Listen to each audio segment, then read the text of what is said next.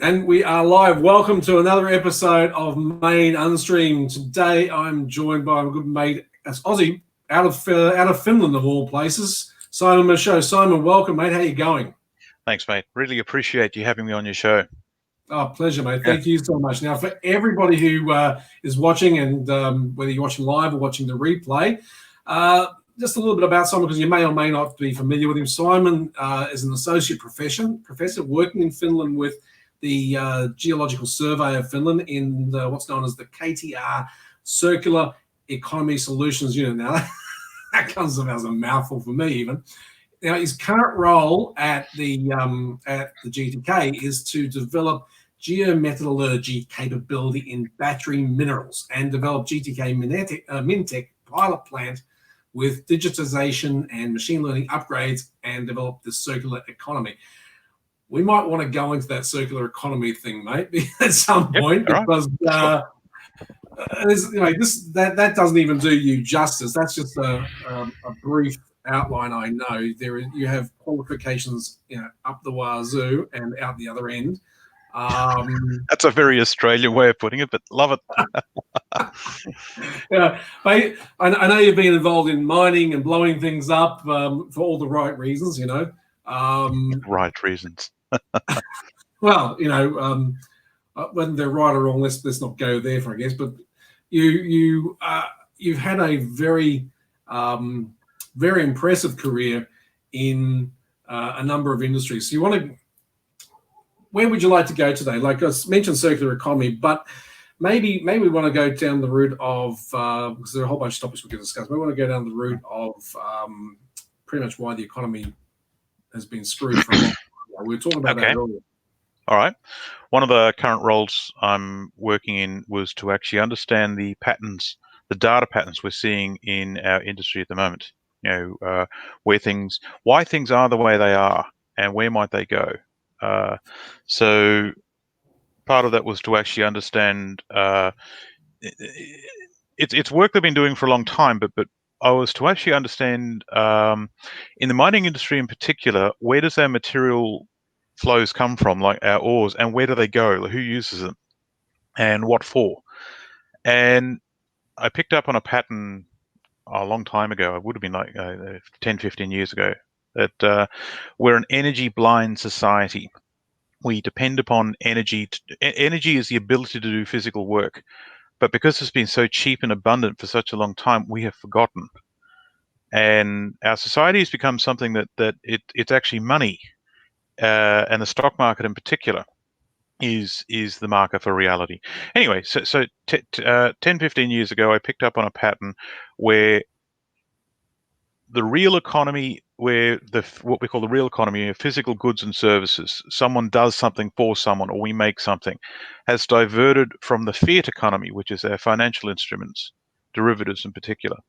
And it started to diverge, and I picked up on this in probably 2005 first, and then when I actually sort of really looked into the data, that divergence actually happened all the way back in 1971, when the US economy decoupled from the gold standard, and the correlation, for example, in the production of oil and global GDP went from overlaying perfectly to diverging, and now oil production and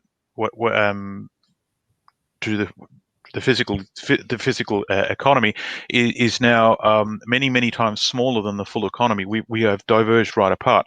Right, so we've actually lost reality. Now that happened decades ago, but in 2008 the system broke in what we call the global financial crisis. But that global financial crisis actually was the outcome of a chain reaction that started in the oil industry back in January 2005, when the oil industry. Well, okay, the oil. Can I share screen? I can. You can, yeah.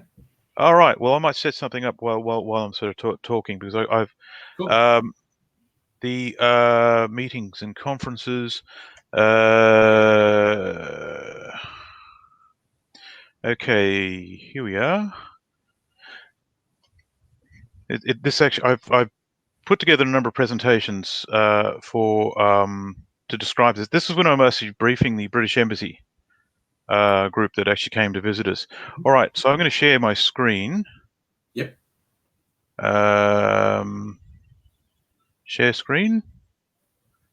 Okay. Applications. There we go. Let me know when you can see that.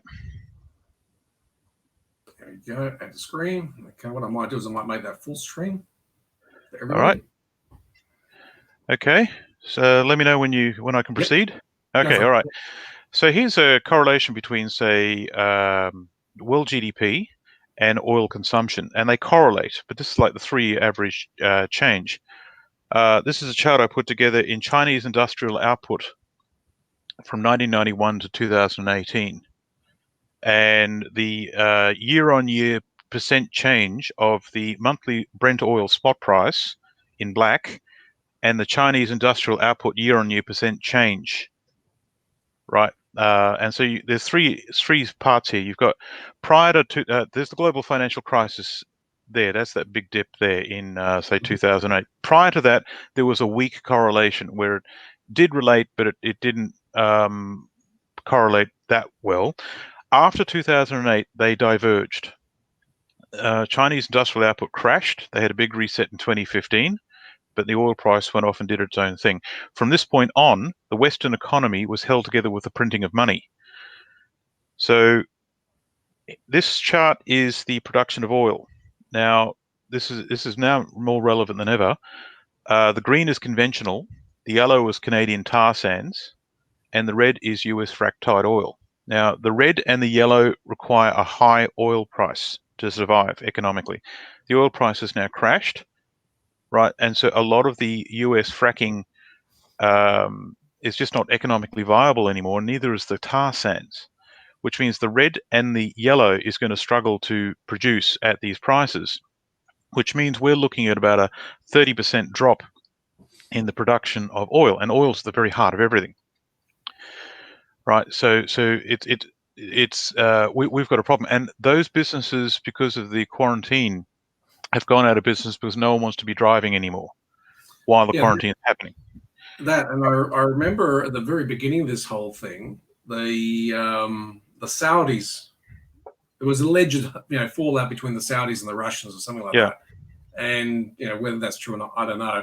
But then the Saudis started dumping oil into the market. So I think the Saudis are the green. They're trying, yes. Conventional oil's everything, like all over the world, but the Saudis represent maybe a third of the green. How's that? Now, here's why this. Funny you should mention the Saudis. Watch this for a game of soldiers. Right. This is the same data, but now we're zooming in on January 2000 to July 2009, and you can see here the oil industry plateaued. Right at this point here. Now, in 2018, and we're in a different position now. Only 7 countries were still producing oil where they were growing. Everyone else had peaked and is declining. They are Saudi Arabia, Russia, Iraq, UAE, Kazakhstan, Canada, and the United States. Now, Canada and the United States, they're the only ones that are growing in an economy that's based on growth. So when I was talking about this big macro change, we're talking about the transition from a growth-based economy to a contraction-based economy. So the very fundamental idea of capitalism, with the idea that you must make a profit each year, is now in trouble. And in fact, all human construct systems like communism or socialism, all of them require growth. So we're in genuine uncharted territory, and all the ideas that are being floated around at the moment, very few of them are that useful. Anyway, so if you take the United States and Iraq out of the graph on the left, oil production totally peaked in 2016. So all these things about peak oil's been debunked. Not at all. Not at all. Right. So here's where we're discovering oil. You can sort of see most of it was discovered in the 60s. That little red square is what was discovered the last 10 years or so, 2013 to 2019, where the record low discoveries is in 2017. So 81% of existing fields are in decline, and the top large producing fields, the youngest was discovered in 1976. So let's just quickly go through this. That data is the same data as before, but you've got a cumulative distribution. You've got discoveries is purple and green is production. You take one from the other and you get the orange. So our net addition to inventory peaked in 1981. Conventional thinking too is, well, if oil becomes a problem as we don't have enough, the price will go up, and that'll make it just more justifiable to go out and find more oil, right? Thus bringing more reserves online. That was conventional thinking. This graph shows that doesn't work, because in the golden era, when most of our industrialization was built in the 40s and 50s and 60s, oil was about $1 or $2 a barrel, or if you adjust it for inflation, about $20 a barrel, right? So then at the peak here, it was 109.71. This is adjusted to 2018 dollars, US dollars, right? And so then it's come down to 49 in August 2000, but it was 164 down here. So down here, when we're producing much less, the price was much higher, yet we're still discovering less, right? So that basic idea of the price will go up and that'll just bring us more oil, that's not working. So yeah. Sorry, I was just going to say. So, what about this? What about this global movement to renewable energies and solar power and short answer is not going to work. No. The problem with that, we can go through that if we have time later. The problem with that is the energy return and energy invested structure of all renewables is not enough. Is not strong enough. It's going to be, this is not just expensive, this is just in terms of physical effort to get the things on board. Then there's the problem of we don't have enough minerals to make the batteries, or the solar panels, or the wind turbines. Right. There's a fundamental problem of there's just too many people. Yeah, my understanding was that it costs a lot. I think you said as well before, just in different terms. So it costs more in energy to produce the electricity, the things like the solar panels, than you actually get out of the solar panels. And yeah. in terms of electric vehicles, although they sound great, and this is not just from that Michael Moore film. There's enough people who've done independent research on this, but in terms of electric vehicles, they are, I mean, firstly, not zero emission. I mean, they're sold as zero emission. They cost energy to create, to produce. That's the first thing. They run on tires. That's another thing. But then they run on electricity, and that electricity has to be produced. Now, irrespective of all the wind farms and solar panels and the rest of it, my understanding is that the greater majority of electricity is still fossil fuel based. That's correct. And although it can be supplemented by green energy, it takes a really, really good day in an area which has really good, solar or wind or whatever, to produce enough energy to make those electric cars better than fossil fuel. Everyone's hoping it's an economic solution. Like, everyone's hoping that the economics will step in and someone will make it work and it becomes a cheaper thing. That's what the oil industry thinks, that electric cars will just take over and that's the end of that. But things can improve and everything like that, and you can do it for a small number of people, but we literally don't have the minerals to make it available for everyone. And we don't, all of these energy sources are not producing enough energy per unit, if you will, to replace fossil fuels. Oil in particular turns out to be a very dense,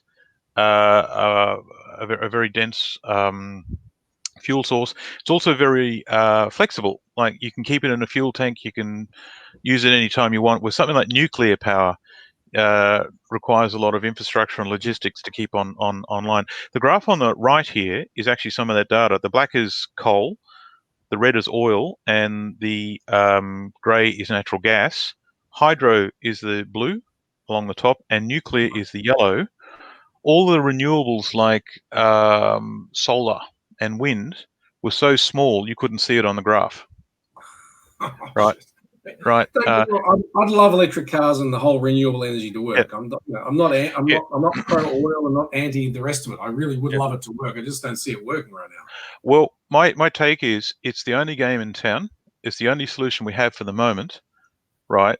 We've still got a lot of oil left. It's not like we're running out. It's just, so it's really an economic problem. and everything. As electric vehicles come in, it's going to be not for everyone.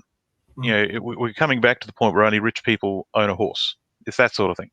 Whereas people genuinely think the way we've been living for the last 100 years will continue indefinitely. And you often see the environmental movement say things like we're consuming a lot of the planet's sustainable resources, and we're wiping out species. Well, the other side of it is we've also consumed a lot of the mineral resources, and they're finite. We're growing, but the rest of the planet isn't. So anyway, so there's 1980. So that is the point where the peak, where the net addition to oil reserves happened. But from that point on, we just increased use. So, this is a good one for you. In 2018, there is the energy consumption of oil. So the rest, listen to this is everyone. Europe is blue, China is red, China is black. Sorry, US is red, and then you've got the BRICs economy sitting on top of that, and the rest of the world is the green. Now, what would happen if the Brazil, Russia, India, China, and that they became as developed as an economy to consume oil at the same rate that the German economy does in the same time, as in oil consumption per capita, right? And then what would happen? So then you get this, where China and India in particular, actually, really will blow out. Where 2018 could be our peak, right? But if we were to bring the rest of the world into developed context like Europe, this is what happens. And so the rest of the world, if the entire planet was to go the same way as the German economy consumptions, it looks like that. Now, what we're talking about is an extra 117% capacity on top of what we are working at the moment.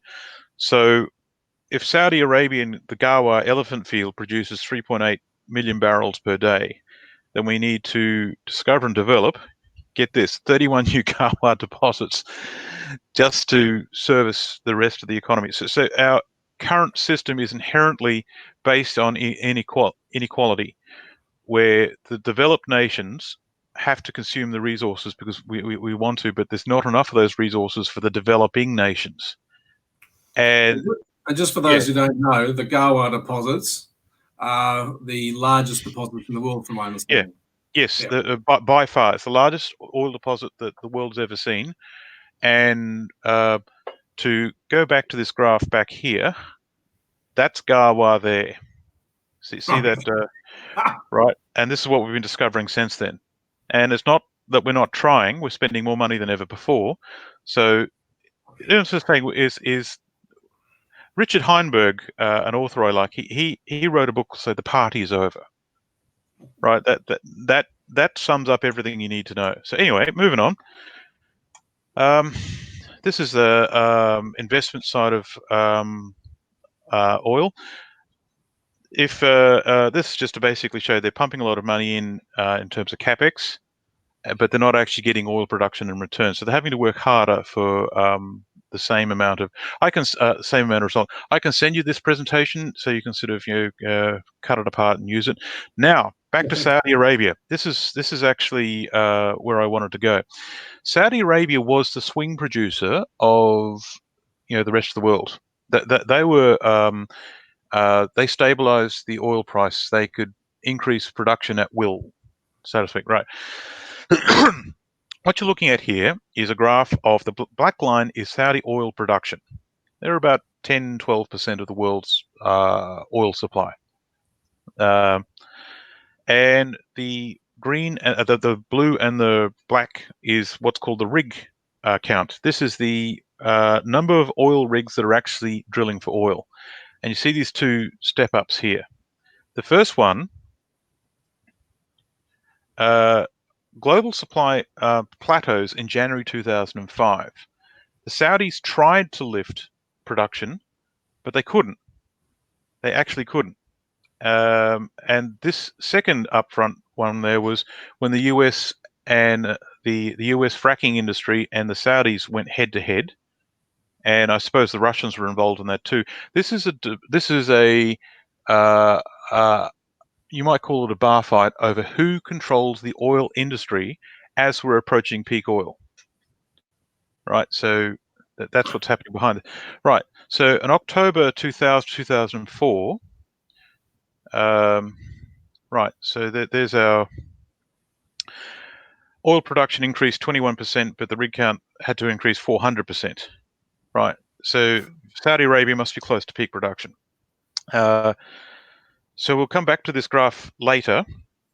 So this is actually the oil price, and the oil price got to a certain height in 2008, and then that was the actual signature for the start of the GFC. The oil price crashed. That's a specular bubble. We'll get to that. And then it got to the point where, well, we need to bail you guys out, and so they started with quantitative easing, and it's been bouncing around. And the purpose of this graph is to show that we're in a contracting window. Can you connect some dots for some people, please, mate? Okay, all right. Okay. The oil price crashing, yep. GFC, subprime loans, yes. synthetic financial services products. How's that connect? Okay. Okay. What we might do is jump to another slide that shows all that. I'm just sort of thinking. Yeah, this is valid. All right. A lot of people probably feel a bit short. Oil is the ability to do work, and it is the heart of the current industrial system. It is the ability. It's our whole economic system runs on oil-based technology or petroleum-based technology, whether it's transport as a fuel or it's a plastic that we make. So this graph shows supply and demand, and there's our plateau in 2005. Now here's the oil price down the bottom. This is the Brent oil price. So when things get difficult, supply and demand, the price goes up. When it's too much, it crashes. It's economic correction and all the rest of it. Right. So for a period of time, oil production plateaued. Right. We've got this little bump here, but and the oil supply and oil demand for a period within that did separate. And in that time, we had an oil price spike that was set conditions up for a speculative bubble. Then the oil price, it got too much. Yep. Our current society is based on cheap, abundant energy. When the price gets too high, the economy can't tolerate it. Consumers can't tolerate it. And then it broke. And a chain reaction went off. It's like a system under strain, and the weakest link will break first. Right. So the weakest link in 2008 happened to be the subprime mortgage market in the United States. That was the first link to break under pressure, and everything happened from there. But underneath all of it, it was actually a systemic problem. Right. So then we had a quantitative easing. Fracking oil was invented in 1948, but in 2007, they had a technological innovation where they could do horizontal drilling with precision, which made fracking oil more productive. And they had some legislative changes which allowed them to use it more widespread, and fracking oil in the United States took off. Right, so a case can be made that the GFC, or the global financial crisis, also known as the party back in 2008, was caused by a chain reaction with its genesis in the oil industry in 2005 in January. Quantitative easing resolved that, where it all just magically stopped. Fracking or tight oil was able to make up the shortfall of supply, and the United States is now the global industry swing producer, with the majority of growth coming from tight oil.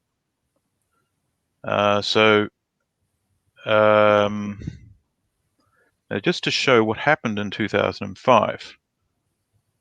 Okay, this is the data from the World Bank on all of these commodities. This is what they track to track the health of the industrial economy. You've got aluminium, iron ore, copper, lead, tin, nickel, zinc. You've got the precious metals, and you've got the energy products of oil, gas, and coal. So what I did here was I took the data back to 1960 and I indexed it to the month of December 2001 and the number 100. Right, so the idea is to actually overlay these charts to show relative stability. The 1971, that's when they decoupled the gold standard. That's another important graph to show. The 1973 oil embargo, that's the first time that they just throw money. Thanks, sweetheart. My daughter just made me a coffee. Oh, can I have one? And so this is to show relative stability. And what's interesting, you've got this instability around the Iran-Iraq war, which caused in oil supply. But here's what happened in January 2005. Oil production plateaus. I haven't done a full systems analysis to show why exactly this is the case. Right, so at the moment I've got a data-based opinion rather than a systems map to show this. But you've got January 2005 oil production plateaus, and you have a blowout in all of these metal prices. Now, the metal price is the handover point between in the extraction of resources and the use of resources in manufacture. And manufacture is driven by consumption. Right, so metal price or oil price is a good proxy for the heartbeat of the industrial economy. So here you've got the global financial crisis in that section there, and so you see quite a big dip. But the largest economic crash since 1929, well, actually in some cases it could be seen as larger, was not enough to resolve the underlying problems because the volatility is still there. So all of that stuff's still in play. So a major correction did not resolve the problems. The change started something like 15 years in our past. Right, so back to this graph here. This is oil production peaking in January 2005. Saudi oil production at the same time, they tried to lift production.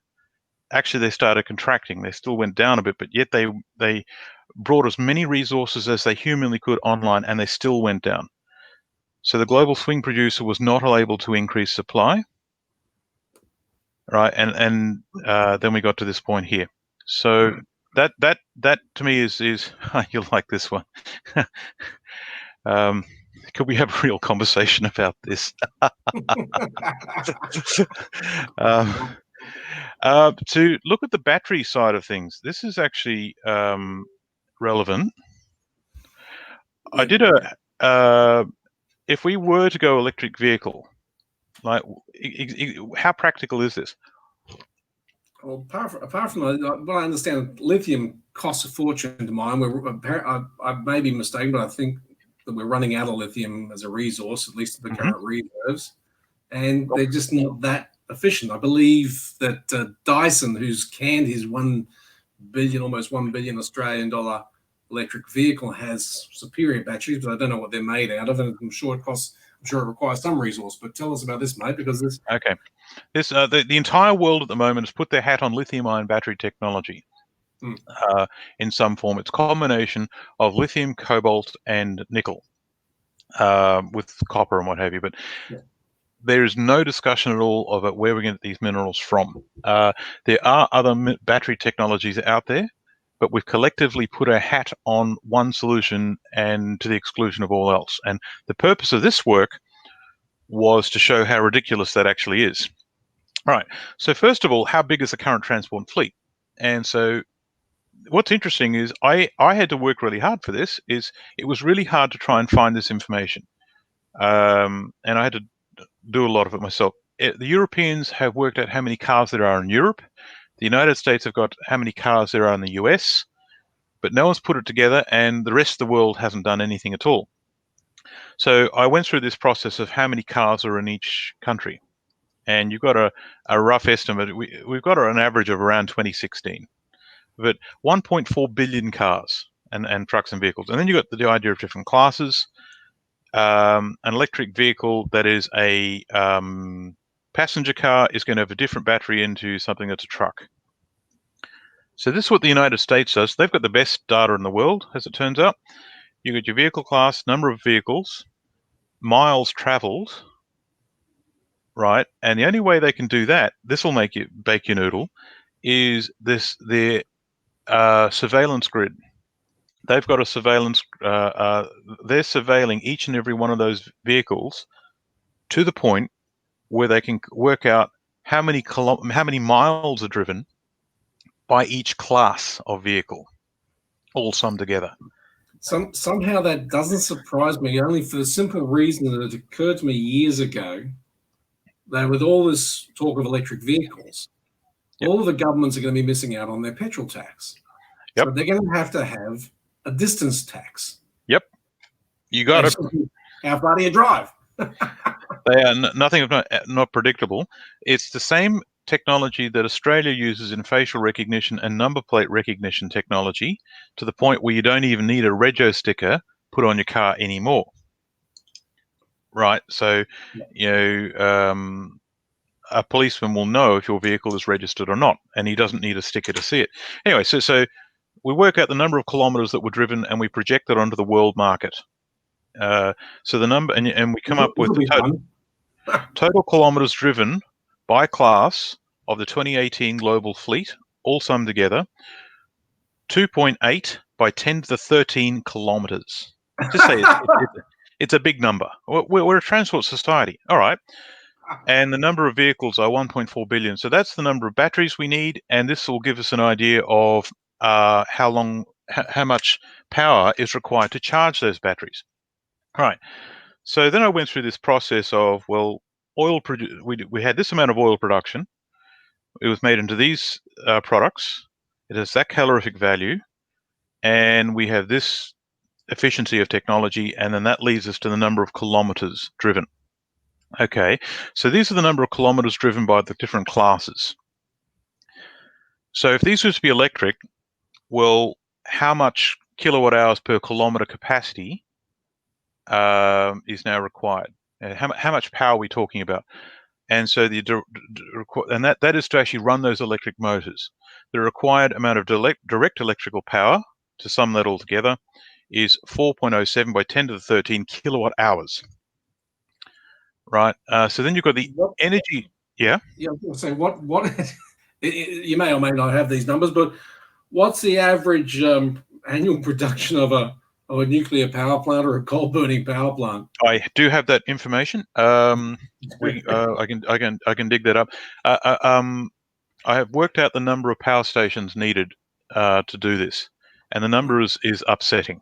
Let's just say that. But electric vehicles are more efficient than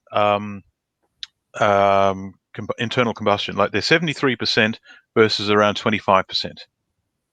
So, but even so, the required electrical power to charge the global transport fleet to go to the same distance, estimated in 2018, was 5.58 by 10 to the 13 kilowatt hours. And then we've got that's the rail fleet that they sit there. So the power lost to the grid between the power plant and the point of application. This number needs revision. When I was in uni, a lecturer told me it was 70% power lost in the cables between the power plant and the application point. But when I actually looked it up in references, I found 24% when you add all the things together. So it has to be adjusted for that. So at the moment, now these numbers have to be checked. We're looking at, to do this, we need an extra on top of what's there now, 6.96 by 10 to the 13 kilowatt hours. And just for anyone who's not understanding that part of it, it's when they generate electricity in the power plant, between it going from the power plant and arriving at your home so you can go and toast your crumpets of a morning, there's a percentage of energy lost. Did I put that right? That's correct. Okay. Yeah. So, all right. So now let's look at, that's the amount of power we need. No, we'll get to the number of power stations in a minute, but so I went to, let's look at the different vehicles. battery peak capacity is 53 kilowatt hours. That's the capacity. So that tells us how big the battery is, and that's the efficiency of it. Like for every 100 kilometers, it will go to it. So you put those systems together, and this is the summary. This is actually a 200-page report, which is actually in draft at the moment. But the extra power grid capacity to charge batteries for the electric vehicle revolution has to be something like this. This is our current production in 2018 was 26 terawatt hours. This is what happened in 2018. That red part is to phase out oil and just oil and charge the extra electric vehicles. So our existing power grid has got to more than double. Go from, this is an extra 69 terawatt hours on top of the existing 26 terawatt hours. If we're going to phase out coal, which is black, and gas, which is green, then the green and the black has to go into the right-hand column, and then what's left has to expand out to make that happen. But it looks like, and that looks to me, but like about if that were to happen, it'd probably be what 3, 4, 5 times, something like that. Yeah, something like that. 367% increase. What this I did some maths about the capacity of different power plants and everything. We're looking at, if we have the same spread of renewable power plants to expand into that capacity, we're looking at 302,000 extra power plants to be built worldwide. How many? Sorry? 302,000 extra power plants. 302,000 power plants. That's what the numbers say. I'm trying to get audited at the moment, but it's going to upset a few people. And an extra 2,100 nuclear power plants in that combination. Now, of course, you've got problems of not solar power can't go just anywhere, wind power can't go just anywhere, and neither can hydro. So the number of sites available to do this is interesting. Nuclear has its own problems. That's its own can of worms. There we go. And to completely phase out fossil fuels, you've got that capacity. Okay. So with over 300,000 new power plants, and of course, as you say, wind, water. Do you want the exact numbers? Solar. Yeah, that'd be great. Because I was just thinking, I read something. I can't remember what it was. It was one of these articles, whether it was a Gates article or a Rockwell, whatever it was. It was an article about getting the people shouldn't be living outside of the major cities. The suburbia really wasn't a system that would be working in the future. And that when you consider that you need this many power plants and you need space for solar and God knows what else, that tends to make a lot of sense, because where are you going to put this stuff, right? I mean, okay, well, who's going to pay for it? They can't even maintain their existing systems. I mean, it's just not. I think a blind man can see that none of this is going to work. All right. Okay. I'm going to share. I got this report's been in draft. I was actually promoted before I could finish, so I got to come back and finish this. So hang on. So what I will now do is stop sharing and then share again. Share again. Applications. Thanks for sharing this with us, mate. Yeah. It's all good. So I got to get out there. Right. So this is the first chapter. This is chapter 15. If we're going to phase out fossil fuels, I went through this process where I put some numbers to each one of these wings to work out 69 terawatts have got to charge electric vehicles, and for everything else like heating and what have you, if you're going to phase out gas as well, we need an extra 89,502 terawatts to phase out fossil fuels, in addition to what we're doing at the moment. We can get it from nuclear, wind, solar PV, solar thermal, hydroelectric, tidal, geothermal, and biowaste. All right, so there's our graph. There's our proportion. Biowaste, right? Biowaste, isn't that just trees? Yep.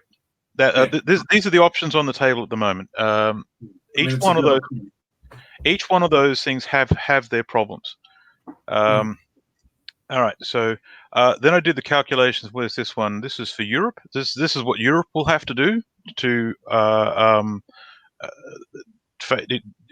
region by region. This is what the United States will have to do. That's And the red is the extra capacity they have to add. yeah. Yeah. This is the extra capacity, but this is what we're extra capacity we require. Right. So here we've got green as gas, black as coal, grey as nuclear. Renewables are the yellow. Hydroelectric is huge enough to have its own little tab.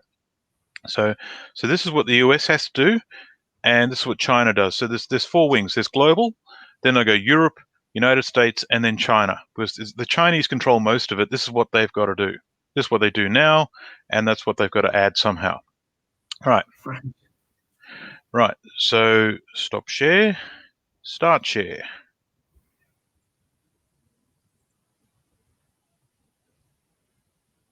Okay, so now we're going to get nasty. We're going to estimate the number of power stations we need. All right, so this is global power generation installed by capacity type. So worked out, the different power stations from coal, gas, nuclear, hydro, what have you. What's the installed capacity at the moment, and what is the average capacity, and what have you. And existing global proportions of global electric power generation by source. So coal, gas, then you've got nuclear. Nuclear is sort of seen as a solution. It's not. It's got its own problems, but it's the only thing that can actually deliver the concentrated power we need to keep our industry going. Right. So the required additional electric power for 69,000 terawatts, or 6.96 by 10 to the 13 kilowatts, or let's just say a lot. Right. So if we were to just go, say, entirely let's say we're going to go entirely solar. This is to show that this will be fun. Everything gets wiped out and everything becomes solar and only solar. Right. That's what we will need. Or 120.16 times the total existing solar base. So basically, in terms of surface area, we're looking at like half the Earth, or what? Mm-hmm. I haven't done that calculation, but it is something huge. So then we get down to the expanded required capacity to phase out fossil fuels. Has to be that if we're going to go the same proportions. We've got these proportions of renewables. If we're going to knock out fossil fuels, what else do we do? This is what we do at the moment. If we're to expand these proportions into the needed power grid, how much extra will we need? And so that's how much extra will have to come from each sector. And then we're going to work out, well, the average power station size and scope of non-fossil fuel power generation. And so we get down to the numbers. And so the required new installed capacity to phase out fossil fuels in terms of kilowatts, required expansions, and then we get down to the numbers. Here we go. The number of non-new, as in needs to be built, financed, built, and commissioned, non-fossil fuel power generation required, the expansion phase out of petroleum products. This is global. I've done this for individual regions as well, but globally, this is just for for petroleum. But if you want to do fossil fuels in general, it's this number here. We need 2,115 nuclear power stations, 31,707 hydroelectric plants, 160,886 wind turbine array farms. And an array farm is multiple turbines. Multiple turbines. I've taken the average. You've got wind farms tend to come like an array, and there's a number of capacities. So I've taken that average capacity. Right. So and that's just in the existing proportion. So all of that has to happen together. So everything on all fronts, all at the same time, has to be expanded. And so there's your actual numbers there. That's crazy. Now it gets funnier. This is the thing. No one wants to know this stuff. They would really. Sorry, go on. They would really prefer this. Just please leave us alone. I mean, Al Gore went around chanting about the inconvenient truth. No one knew at the time that he had shares in companies that were going to go and benefit from the whole movement he started. But the inconvenient truth is this. Yeah, I call this the known black swan. All right. So back to this data. Can you see the screen? The global battery mineral reserves. Yeah. Yep. Yep. Okay. So now I've actually worked out. Well, this is the number of batteries we need. Okay. So the left-hand column here is lithium, nickel, and cobalt. Oh, we'll go back a bit. We'll work on. Okay, I've worked out the chemistry needed to make batteries per kilowatt. Yeah, we go through all that. Yep. Okay. And so we got the number of kilowatts, the number of batteries. We go through it for each vehicle class for that. And we go through that. Yeah. Okay. Huh, there you go. There's your number. Our renewable energy system has to increase by 1,105%. We've got to go from 8.9 terawatt hours to 89.5 terawatt hours. Yeah, so let's just say that's possible. Now we're going to make some batteries. Right. So based on battery chemistry of NMC 811, this is in the report, this gives the proportions of minerals and metals. To do all that, to make the number of batteries needed, all summed together, in terms of thousands of tons, the green is lithium, the orange is nickel, and the blue is cobalt. And there are global reserves. Now, that's for everything. And that's just to replace the existing system. Our production for all of these, that column was so small I couldn't fit it on the same graph. And how long would the batteries last? I mean, these batteries don't last forever. They need to be replenished after, 10 years or less? It depends on the product, but it is something like that. What this chart is to show is the hope that the electric vehicles will be the underlying support for our industrial society and civilization for the next 100 years is not going to work. Not with the current technology, that's for sure. No. We don't have the resources, and we don't have the extra capacity is much larger. We've run out of time. As in, if we really did set out to build 300,000 power stations, we probably could, but we're not going to do it in 2 or 3 years, or 10 years, or whatever it is.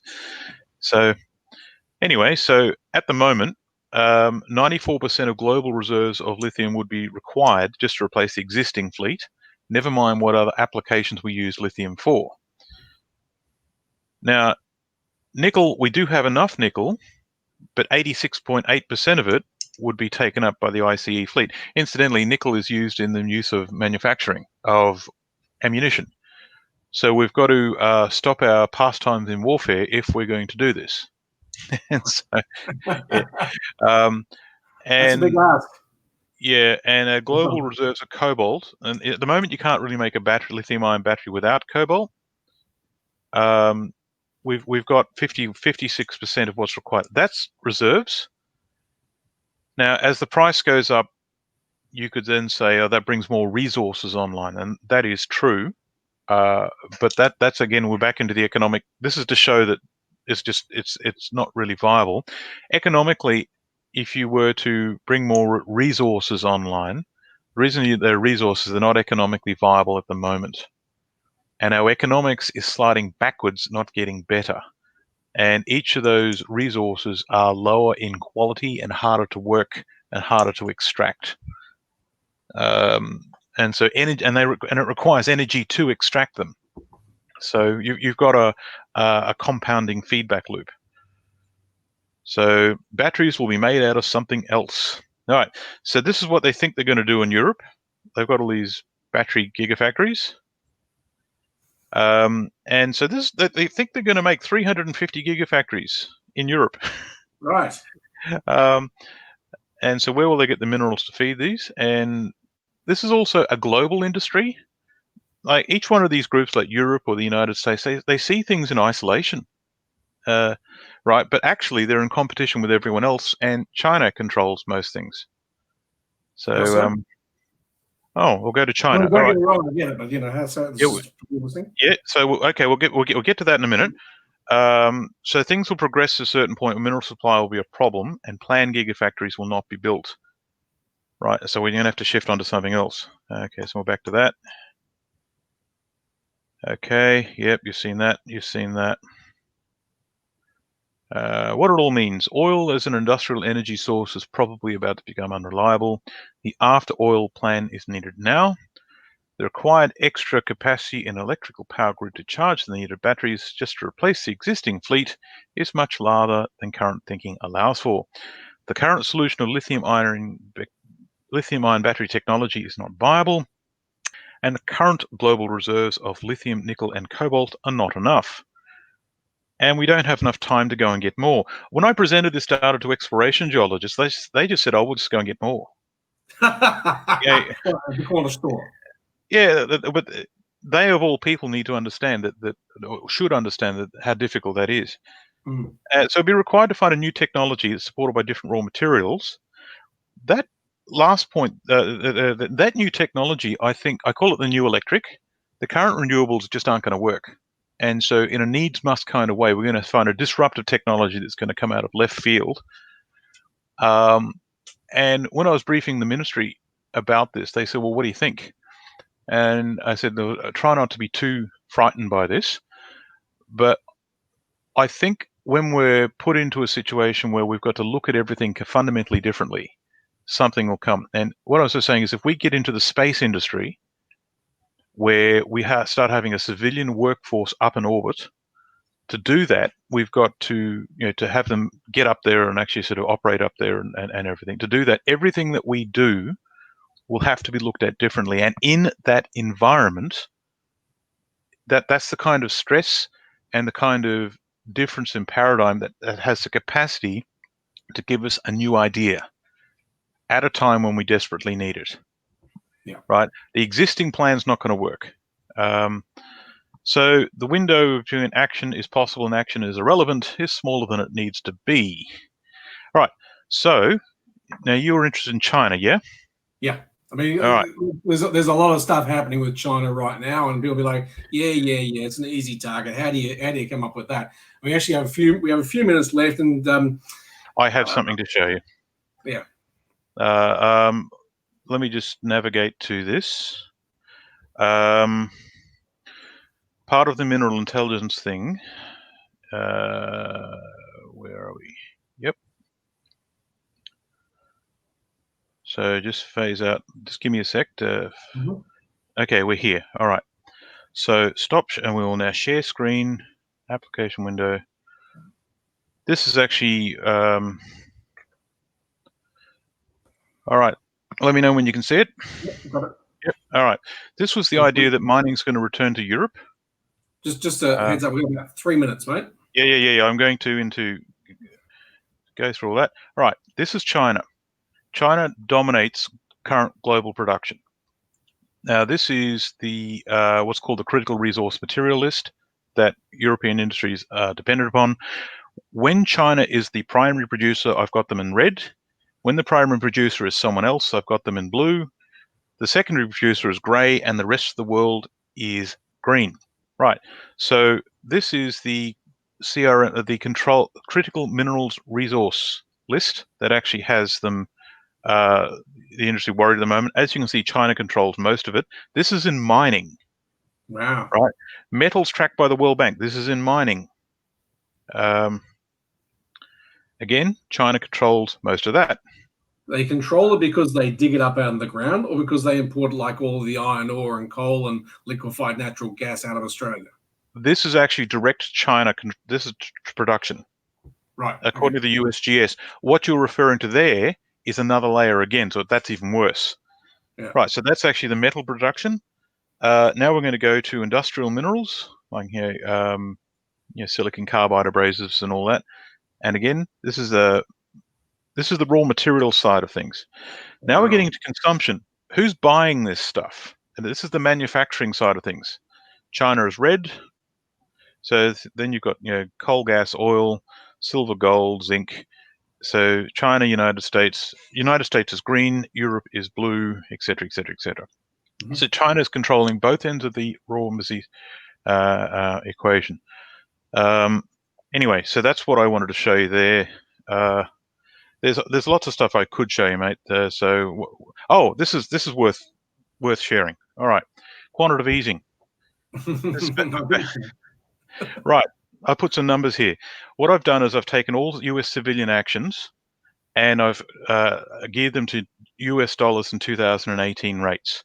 Right, so the purchase of the Louisiana state, 15 million in 1803 or 212 in 2018. The New Deal, the Marshall Plan to rebuild Europe, the race to the moon was 145 billion, and the SNL crisis. They're all civilian actions, and that whole thing fits into the little square in the top left-hand corner of the bottom graph. The red is the wars. This is the money we've spent on wars. The first Gulf War, the Korean War, Vietnam War, Afghan, and Iraq. Okay. Wow. This is QE 1, 2, and 3. Oh my God.